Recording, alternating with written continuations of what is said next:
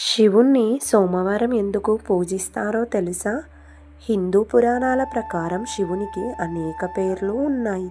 భక్తులు ఈశ్వరుడిని భోలా శంకరుడు, విశ్వేశ్వరుడు, పరమేశ్వరుడు, మల్లికార్జున స్వామి, మంజునాథ స్వామి, సిద్ధరామేశ్వరుడు ఇలా మరెన్నో పేర్లతో కొలుస్తారు. శివుణ్ణి పూజించే భక్తులంతా ఎక్కువగా సోమవారం రోజున ప్రత్యేక పూజలు నిర్వహిస్తారు.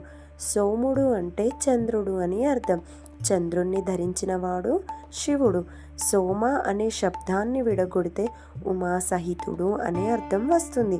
ఉమాసహితుడు అంటే శివుడే కాబట్టి సోమవారం శివునికి ప్రత్యేక దినంగా భావించి భక్తులు పూజలు నిర్వహిస్తారు. సోమవారం శివుణ్ణి పూజించి దద్దోజనం నైవేద్యంగా సమర్పిస్తే అప్పుల బాధలు ఉండవు.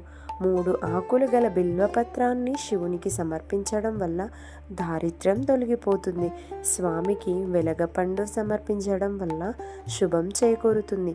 శివుణ్ణి పూజించే వారికి అష్టైశ్వర్యాలు కలుగుతాయి.